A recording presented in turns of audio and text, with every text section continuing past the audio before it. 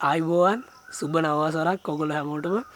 ඉතින් මේ අවුරුද්දෙත් පළවෙනි වීඩියෝ එක හැටියට අලුත් දෙයක් ඔගොල්ලොත් එක බෙදාගන්න හිතාගෙන ආවා. ඉතින් ඒ කාරණාවත් මේ අපි ජීවත් වෙන මේ ලෝකයට සිද්ධ වෙන වෙනස සම්බන්ධයෙන් තමයි මේ වීඩියෝ එකත් මම හිතුවේ දේවල් ටිකක් ඔගොල්ලොත් එක්ක බෙදාගන්න. ඉතිං මේ කාරණාව එක්ක කතා කරද්දි දැන් මම සුබ නවසරක් වේවා කිව්වට දැන් මම මේ සම්බන්ධව දේවල් කියද්දි ඕගොල්ලොන්ට හිතෙන්න පුළුවන් මේක අසුබ දෙයක්ද කියලා මම කියන දේවල්. ඉතින් ඇත්තටම ඒක ඒ විදිහට ගන්න එපා. ඇත්තම කතන්දරය ඇවිල්ලා මේ ඔගොල්ලෝ මේක මේ දේවල් ටික මේ සිදුවෙන වෙනස සම්බන්ධයෙන් අවබෝධයක් ලබා ගැනීම දැනුවත් වීම හරහා ඔගොල්ලොන්ට පුළුවන් සූදානම් වෙන්න ඉදිරියේදී දෙන්න නියමිත දේවල් වලට. ඉතින් එතකොට ඔගොල්ලොන්ට ඒක අසුබ වෙනවට වඩා ඒක ඇත්තටම බැලුවොත් අපිට හිතන්න පුළුවන් ඒක සුබදායි තත්ත්වයක්. මොකද ඔයගොල්ලෝ කලින් ඒ සම්බන්ධ දැනුවත් වෙන නිසා. ඉතින් මම මේක තවත් කාලය ගන්න නැතුව මම විස්තර කරන්න මම අද ඔයගොල්ලොත් එක්ක බෙදා ගන්න ආපු දේ. ඉතින් මේ අද විශේෂයෙන් මම කතා කරන්න සූදානම් ඉන්නේ මේ ලෝකයට සිද්ධ වෙන වෙනස විශේෂයෙන් දේශගුණික විපර්යාස ක්ලයිමේට් චේන්ජ් කියන එක සහ මේ පෘථිවියේ තියෙන භෞතික සහ ආධ්‍යාත්මික එහෙම නැත්නම් අපිට කියන්න පුළුවන් ශක්ති ක්ෂේත්‍රය කියලා ඉලෙක්ට්‍රොමැග්නටික් ෆීල්ඩ් එක කියන්න පුළුවන්. ওই විවිධාකාරයෙන් අපිට නම් කරන්න පුළුවන්. මොකද පෘථිවියටත් තියෙනවා එයාටම ආවේනික වූ ශක්ති ක්ෂේත්‍රයක්. ඒක ඇස් වලට පේන්නේ නැති තත්ත්වයක්. හරිද? එතකොට ඒ සියල්ලම ඉතා විශාල වෙනසක් මේ වෙලාවේ සිද්ධ වෙමින් තියෙනවා. මේක වෙන්න පටන් ගත්තේ ගොඩ කාලයකට කලින් නම්. ඉතින් හැබැයි දැන් මේ වෙනකොට මේ අර ශක්තිමය ස්වරූපය, ඒ කියන්නේ නොපෙනෙන ශක්තිමය ස්වරූපයේ සිද්ධ වෙච්ච වෙනස දැන් භෞතිකත්වයේ දක්වා ඇවිල්ලා දැන් අපිට විශේෂයෙන් මේ 2026 මේ අවුරුද්දේදී අපිට ගොඩාක් දේවල් අපිට දැක ගන්න මේ සම්බන්ධව අපිට අත්දැකීම් අපිට ලැබෙන්න නියමිතයි මේ භෞතික ලෝකයේදී මේ පෘථිවිය විසින් සිද්ධ කරන්නා වූ වෙනස සම්බන්ධයෙන් මම කියන්නේ. ඉතින් එතකොට මම ඒකේ මූලිකව දෙයක් මම ඔයගොල්ලොත් එක්ක බෙදා ගන්න කැමතියි. ඒ තමයි මේ වායු දූෂණය. එහෙම නැත්නම් වායුවේ තියෙන ගුණාත්මක බව පහළ යෑම. ඉතින් විශේෂයෙන් ශ්‍රී ලංකාවේ මේ අපේ රටේ ජීවත් වෙන අපිට මේ කාරණා මං හිතනවා වැදගත් වෙයි කියලා. මොකද දැන් අවුරුදු 2-3ක ඉඳන් මේක සැලකිය යුතු විදිහට හැම අවසරකම අවසානයේදී සිද්ධ වෙමින් පවතිනවා, විශේෂයෙන් ඊශාන දිග මෝසමත් එක්ක. ඉතින් එතකොට මේ වායු ධාරා ඒ කියන්නේ ගුණාත්මක භාවයෙන් අඩු වායුන් අපේ රට තුළට ඇතුළු වෙලා ඇතැම් ප්‍රදේශවල අපේ රටේ වායු දූෂණය ඉතා ඉහළ අගයකට පත් වෙනවා. ඉතින් මේක දැන් නොකඩවා වෙමින් තියෙනවා. දැන් ඒක හරියට නිකන් අර පැටර්න් එකක් වගේ, දැන් ඒක නිකන් රටාවක් වගේ දැන් ඒක සිද්ධ වෙමින් තියෙනවා ටිකක් වැඩියෙන්.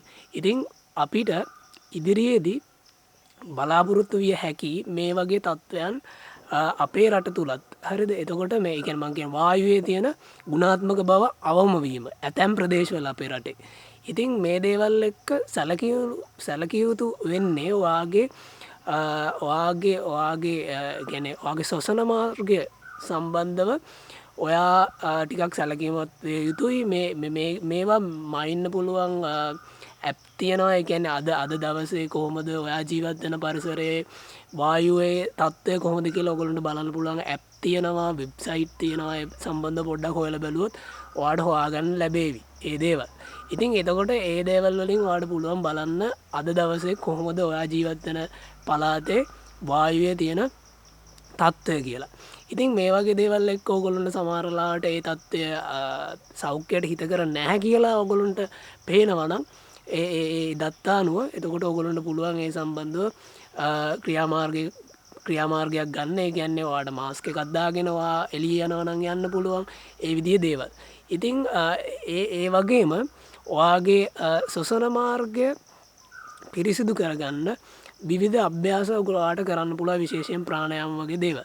ඉතින් අපි මේ දේවල් ඉස්සරහට කතා කරමු. සහ මේ වගේ දේවල් සහ ඔයාගේ පුළුවන් තරම් ඔයාට ඔයා කොහරි යනවනම් ඔක්සිජන් වැඩි පලාතකට වාට නිමාඩු කාලයේදී යන්න පුළුවන් ඒ කියන්නේ ස්වබාදහම තියෙන හොඳ ගස් කොළන් තියෙන පරිසරයකට ඉතින් ගිහිල්ලා ඒ ඔක්සිජන් වාට ඔයා අරගෙනවාට එන්න පුළුවන් ඒ වගේම වා හිතන්න ඕන වාගේ තියෙන ඉමියුනිටියගේ වන්නත්තම් ප්‍රතිශක්තිය කරණය තව තවත් උඩට උපනංව ගන්න තව තවත් වර්ධනය කරගන්න අදාළ ක්‍රියාමාර්ග ගන්න ආහාරවලින් වෙන්න පුළුවන් ව්‍යායාමවලින් වෙන්න පුළුවන් විවිධ ඒවගේ දේවල් වලින් වාට ඒක තවත්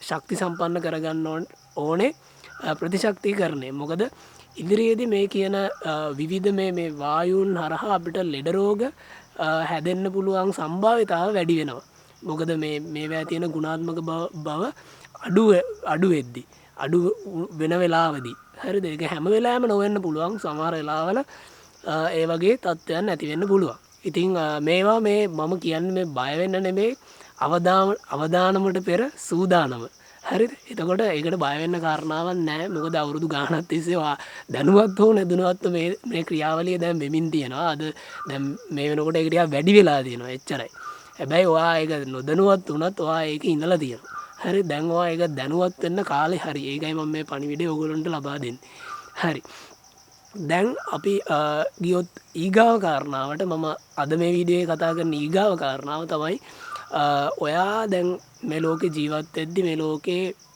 සිදුවන වෙනස විවිධාකාරයෙන් දැන් අපිට මේක පේන්න පටන් ගන්නවා කලින් මේ ආධ්‍යාත්මික පැත්තේ කට්ටියට දැනුන දෙයක් තිබ්බා ඒ දේවල් කිව්වා එතකොට දැන් මෙහෙම වෙලා දැන් මේක භෞතික ලෝකයටත් බලපාමින් තියෙනවා මේ වෙනස් වීම ඒක විශේෂයෙන්ම අපිට පේනවා දේශගුණ විපර්යාස කියලා දේශගුණ විපර්යාස ඇති වෙන්නේ නම් මානවයාගේ ක්‍රියාකලාප හේතුවෙන් තමයි මූලිකවම ඉතින් ඒ තත්ත්වයන් උඩ තව ඉස්සරහදී විවිධ දේවල් අපිට අහන්න දකින්න ලැබෙයි අනිත් කාරණාව තමයි මේ වසර ඇතුළතදී මේ දේශගුණක විපර්යාස හේතුවෙන් මූලිකවම සමහර දේවල් එකන්නේ ඉතාම ස්තීර වශයෙන් වෙනස් වෙනවා අපිට දැකගන්න පුළුවන් එකන්නේ මීට කලින් තිබ්බ ස්වභාවයන් නෙමෙයි ලෝකේ මේක සම්පූර්ණයෙන් මේ ස්වභාවය නැති වෙලා වෙනත් තත්ත්වයක් හටගෙන තියෙනවා කියන්නේ භූමියේ වෙන්න පුළුවන්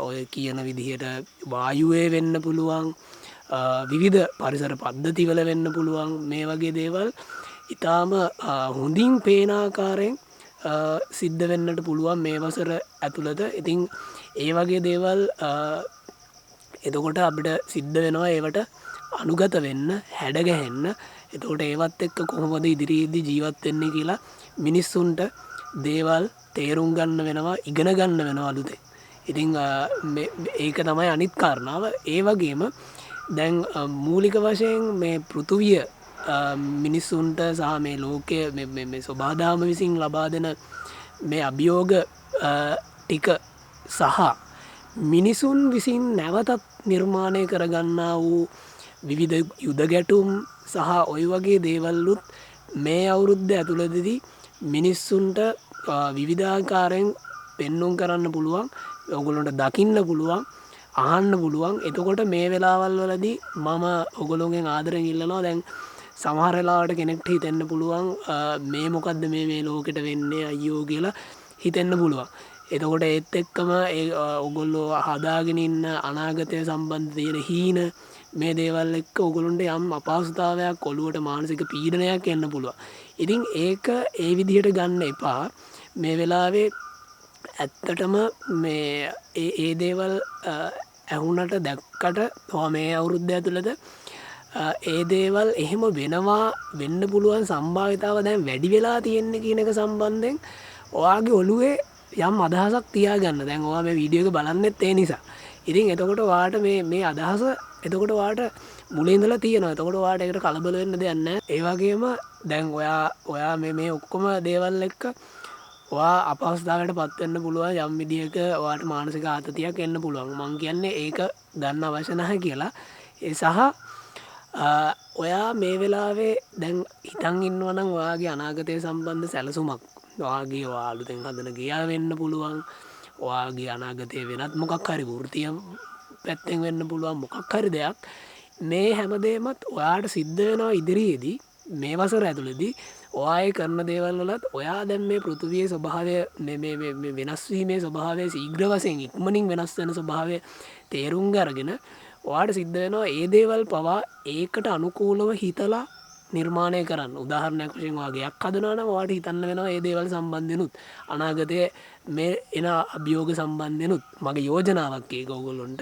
ඉතින් මම හිතනවා ඒක අපතේ යන්නේ නැති වෙයි කියලා එහෙම හිතලා දෙයක් කරොත්. මොකද ඔයාගේ මුදල් කාලය සියල්ලම නෙවා යොදවන්නේ. එතකොට ඔයාට පුළුවන් මේ දේවල් සම්බන්ධෙනුත් ඔයාට අදහසක් ඇතුව ඒ දේවල් මම උදාහරණයකට විතරයි ගියක් හදන එක ගැන කිව්වේ. හැබැයි ඔයා කරන අනිත් හැමදේම ටත් ඔයාට මේක ඇප්ලයි කරන්න පුළුවන්. ඒ කියන්නේ මේ වෙන විපර්යාසයට ඒක තේරුම් අරන් ඒක ගැන යම්කිසි ස්ටඩි එකක් ඇතුව කරන දේවල් ඉදිරියේදී කරන්න සහ පුළුවන් නම් ප්ලෑන් B එකක් තියාගන්න. ඒ කියන්නේ ඔයා ප්ලෑන් A එකක් තියාගෙන ඉන්නවා. ඒක හරියන්නේ නැත්නම් ඔයා ප්ලෑන් B එකකුත් තියාගෙන ඉන්නවා. මං හිතන්නේ අපිට ඒ විදිහට තමයි ඉස්සරහට ජීවත් වෙන්න වෙන්නේ. මම මේ අවුරුද්දේ දාන පළවෙනි වීඩියෝ එකේ හරි අසුබ දෙයක් කියනවා කියලා හිතන්න එපා. හැබැයි මට මේක නොකිය බෑ. මට මේ පණිවිඩය ඔයගොල්ලන්ට දෙන්න ඕනේ. ඉතින් ඒක නිසා මේක අර හැම වෙලාවෙම නිකන් බොරුවට මට බෑ මේක සර්ව සුභවාදී කියලා හැම වෙලාවෙම අපිට පෙන්නලා නිකන් පැලස්තරයක් දාලා ඉඳලා වැඩක් නැහැ. ඉතින් ඒකයි මම මේක කියන්නේ ඇත්තම දේ මේ වෙනස ඇත්තටම වෙනවා. ඉතින් ඒක නිසා අපිට වෙන්නේ මේකට අනුගත වෙන්න. මොකද අපිට බෑ මේකත් එක්ක හැප්පෙන්න. ඉතින් අපිට වෙන්නේ අනුගත වීම සහ මේක ස්ටඩි කරලා මේ ලැබෙන අභියෝග වලට හොඳින් මුහුණ දෙන එක. මේ ස්වභාවික පරිසරේ. සහ ඉතින් මානවයා විසිනුත් විවිධ දේවල් අර මං කලින් කිව්වා වගේ යුද ගැටුම් මේ වගේ බලය සම්බන්ධ අරගල මේ අවුරුද්දේ ඔයගොල්ලන්ට දැක ගන්න පුළුවන් වෙයි මේ ලෝකේ මේ මුළු ලෝකෙම. ඉතින් එතකොටත් මේ ඔය අඩු වැඩි සහිතව ওই දේවල් වලින් කෙනෙක්ට මානසික පීඩනයක් එන්න පුළුවන්. මම ඒ නිසයි මේ කාරණාව ගැන නැවත කතා කරේ. අනිත් දේ තමයි අපි බලමු කොහොමද දැන් අපිව මේ ක්‍රියාවලියට මේ වෙන වෙනසත් එක්ක අපි කොහොමද සූදානම් වෙන්නේ කියන එක මම මුලින්දම කතා කරේ ඒකම තමයි. ඒකෙම එකක් කිව්වා අර ශ්වසනය සම්බන්ධව සහ ප්‍රතිශක්තිය සම්බන්ධයෙන්. ඉතින් ඒ වගේම දැන් මම මේ channel එකේ අපි ගොඩක් කතා කරලා තියෙන ආධ්‍යාත්මික දේවල් ගැන ස්වභාව ධර්මය ගැන. ඉතින් මේ දේවල් එක්ක ඔයා ආධ්‍යාත්මික යම් පුහුණු කිරීමක ඉන්නවා නම් මේ වෙනකොටත් සමහරට මම මේ කියන දේ ඔයගොල්ලෝ මේ වෙනකොටත් කරනවා වෙන්න පුළුවන්. හැබැයි මම ආයෙත් මේක මතක් කරනවා. මේ වෙලාවේ ඔයා භාවනා කරන කෙනෙක් නම් භාවනා කරන්නේ නැති වුණත් ඔයාට පුළුවන් නම් දවස් විනාඩි 5ක් හරි අරගෙන විනාඩියක් වෙන්න පුළුවන් විනාඩි 2ක් වෙන්න පුළුවන් විනාඩි 5ක් වෙන්න පුළුවන්. ඔයාට හැකි ප්‍රමාණයක් ඔයාට වෙලාව තියෙන විදිහට අරගෙන මෛත්‍රී භාවනාව කරන්න. හරිද?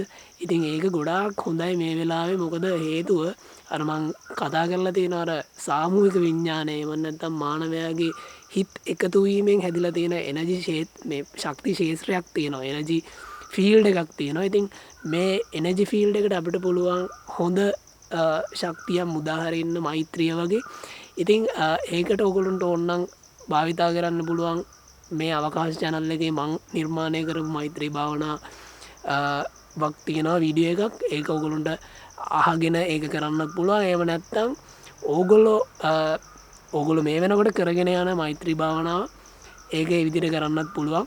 ඔයාට ගැළපෙනවා කියලා හිතන විදිහකට කොහොම හරි විය යුත්තේ මෛත්‍රිය කියන ශක්තිය ඔබ මේ සියලු සත්වයා වෙනුවෙන් එළියට මුදා හැරීම. ඉතින් ඒක මං ආදරෙන් ඉල්ලනවා ඒක මේ වෙලාවේ ඔගොල්ලෝ වැඩියෙන් ප්‍රැක්ටිස් කරන්න කියලා. ඒක ඕගොල්ලොන්ට ඔයගොල්ලෝගේ පවුලේ අයට ඒ වගේම මේ රටේ ඉන්න මිනිස්සුන්ට සහ මුළු ලෝකෙම ජීවත් වෙන සියලුම ජීවීන්ට ඉතාමත්ම යහපත් දෙයක්. ඒක ගොඩාක් හොඳ දෙයක් නිසා. ඉතින් මෙන්න මේ දේ මම අවසාන වශයෙන් ඒ දේ තමයි මගේ ඉල්ලීම මෛත්‍රී භාවනාව. ඉතින් පුළුවන් නම් වාගේ පවුලේ අය සහ වාගේ යාළුවෝ හිතවතුන් මේ අයවත් මේ දෙයට එකතු කරගන්න. ඕගොල්ලොන්ට පුළුවන් නම් එකතු වෙලා ඒ මෛත්‍රී භාවනා කරන්න පුළුවන්. නැත්නම් මේ දේ සම්බන්ධව දැනුවත් කරන්න ඒගොල්ලොන්ටත්. ඉතින් ඒක ඕගොල්ලොන්ගේ ආධ්‍යාත්මික ගමන සහ ඕගොල්ලොන්ගේ සෞඛ්‍ය මානසික සෞඛ්‍ය ඔය හැම පැත්තටම මේ මං ඔය කිව්ව දේ මෛත්‍රී භාවනාව ඔගොල්ලොන්ට මේ වෙලාවේ මේ ඉදිරියේදී මේ වර්ෂය ඇතුළේදී මේ සිදුවෙන ලොකු විපර්යාසයත් එක්ක එන ඕනම දෙයකට මූණ දෙන්න පුළුවන් ශක්තිය ධෛර්යය වර්ධනය කරන්න මේ මෛත්‍රී භාවනාවට හැකියාවක් තියෙනවා ඔගොල්ලොන්ගේ ඇතුළේ. ඒක ඔගොල්ලොන්ගේ ඇතුළාන්තයේ ඔගොල්ලොන්ගේ ආධ්‍යාත්මික ඔගොල්ලොන්ට ඒ තත්ත්වය ඒ හරහා ඔගොල්ලොන්ට ලබා ගන්න හැකියාවක් තියෙනවා. ඉතින් ඒක නිසා ඒ දේ මෛත්‍රී භාවනාව මෛත්‍රිය පුහුණු කරන්න මෛත්‍රිය අපි පුහුණු කළ යුතුයි. ඉතින් ඒක එකපාරෙන් නෑ. ඉතින් ඕන කෙනෙක්ට ඒක පුහුණු කරමින් වර්ධනය කරමින් යන්න ඕන දෙයක්. ඉතින් හැම වෙලාවෙම මේක සමහරවිට පවත්වන්න බැරි වෙන්න පුළුවන්. ඉතින් ආයෙත් තමා ඒකෙන් ඉවත් වුණොත් ආයෙත් තමා ඒකට ආයෙත් අලයින් වෙලා ඒකට ආයෙත් ඒ ට්‍රැක් එකට ඇවිල්ලා ආයෙත් ආයෙ ප්‍රැක්ටිස් එක කරගෙන යෑම තමයි වැදගත්. ඉතින් මෝගොලොන්ගේ හැමෝගෙම ඉල්ලන්නේ මේ අවුරුද්දේ මොන දේ කොහොම වුණත් ඊටාම ධෛර්ය සම්පන්නව සහ මෛත්‍රිය තමාගේ හිත තුළ ගැබ්බ මේ ස්වභාවික ස්වභාව ධර්මයට අකටයුත්තක් නොකර තමාගේ ජීවිතයේ සාමකාමීව ගෙවනවා නම් ඊටාම හොඳයි මේ වෙලාවේ. ඉතින් එතකොට ඔගොල්ලන්ට ඒක කරන්න ධෛර්ය ශක්තිය ලැබෙන්නේ කියලා මම ආදරෙන් ප්‍රාර්ථනා කරනවා. ඉතින් ඒ දේවල් ටික හිතේ තියාගෙන මේ වසර ගෙවන්න අදිෂ්ඨානශීලීව ඔයාගේ ජීවිතය ඉදිරියට අරගෙන යන්න. ඉතින් ඒ ඔගොල්ලෝ හැමෝටම බොහොමත් ස්තුතියි මේ වීඩියෝ එක බැලුවට සහ අවකාශත් එක්ක එකතු වෙලා ඉන්නට. එහෙනම් මම තවත් වීඩියෝකින් එනකම් ඔයගොල්ලෝ හැමෝටම ආයිබෝවන් යහපතක්ම වේවා කියලා ප්‍රාර්ථනා කරනවා. ආදරේ ඔයගොල්ලෝ හැමෝටම.